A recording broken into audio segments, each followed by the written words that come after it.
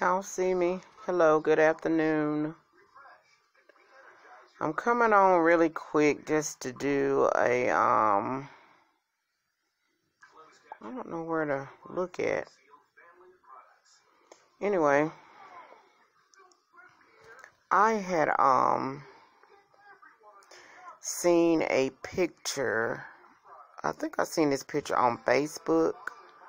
I don't know whether to look this way or to look this way. But, you know, I'm trying to turn this TV down for one thing. Hold on, y'all. Okay.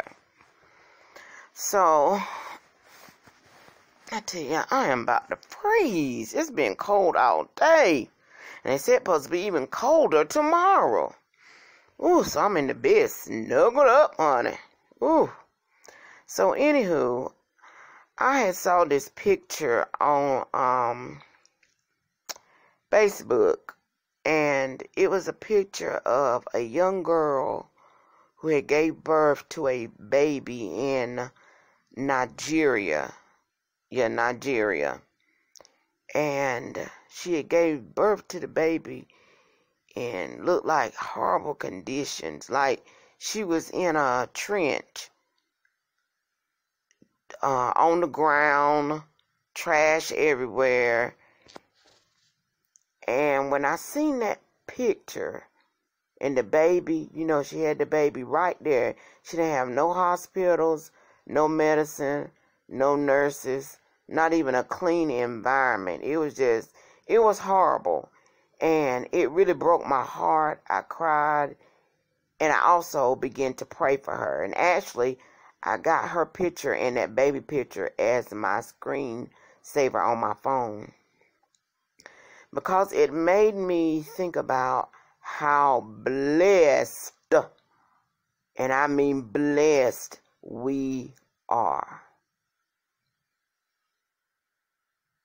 We are so blessed beyond measure. Even in the midst of this pandemic, baby, we are blessed and God has been good. It's the end of the year, baby. And if you are still here and alive, baby, you are blessed. You are rich. You are wealthy. We are blessed. We don't have anything. Oh, my goodness. We have nothing to complain about. Y'all hear me? We have absolutely nothing to complain about. Some people's circumstances are so dire, like the young girl having that baby by herself in those poor conditions, like in the slums, you know. But you know what?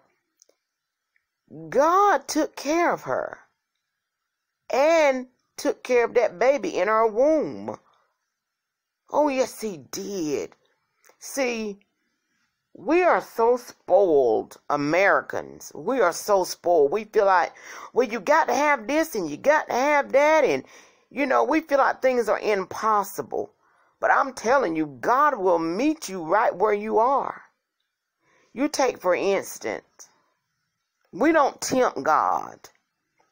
God has provided so much for us, so many resources like doctors and medicines and all those types of things that if we get a pain or we get an ache, you know, I needed my wisdom teeth pulled, I can go to the doctor and get it pulled and get medicine and, you know, had the Novocaine, you know, blessed. That's a blessing to have all those things.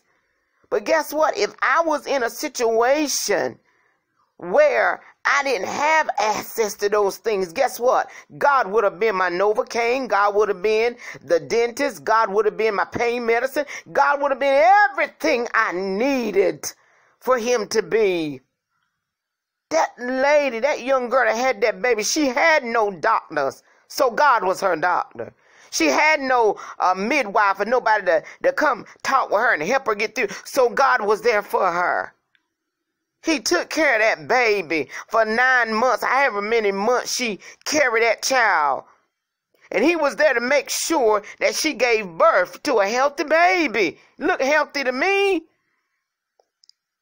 So I'm telling you, oh, God is so faithful. I'm about trying to say two things in one video. First, we are blessed. We are rich. We are wealthy. We never have nothing to complain about over here in America, honey. Oh, my God.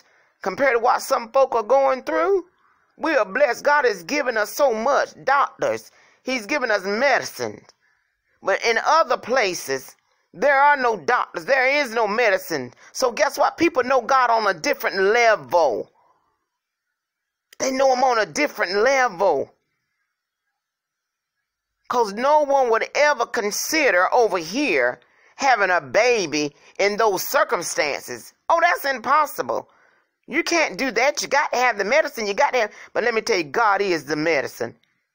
What the word of God says, is there not a balm in Gilead? Some folk know God on a whole new level. And I bet that young girl know God on a whole new level. Because for me, looking at her, that picture, I'm saying, how in the world did you have a baby and survive and, come through, in those situations? And I bet she would tell me God did it. God kept me. See, we don't know God like that. Because you know why? God has been good to us. God has spoiled us. Oh, yes, he has. God has spoiled us. My whole thing I want to say to us, be grateful. Stop complaining about what you don't have. Don't have no more pity parties. Be grateful because we're blessed. And God has been so good to God has spoiled us. We spoiled, honey. We spoiled. Oh, my goodness. So that's all I just wanted to come on to say before I snuggle up and go to bed. I'm so grateful and so thankful because I'm blessed. I'm rich, honey. I'm wealthy. You can't tell me I ain't because I know I am. I'm rich and wealthy, and God has spoiled me and been good to me. And I'm so grateful for him.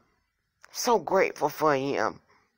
Good Lord. Some folk are, I'm telling you, they're going through situations and that we cannot, over here in America, we cannot even imagine. We can't imagine. Oh, my goodness. So I'm telling you, 2020 has been a wonderful year. I'm not going to curse this year. I heard Bishop Blue preaching on that, teaching on that today. Don't curse 2020. And you alive? And you well? And you blessed? No, 2020 it's been a good year, honey. It's been a good year. God has still been faithful and still been good. So anyway, that's all I want to say. Be grateful. God has been good. I love you all, and toodles.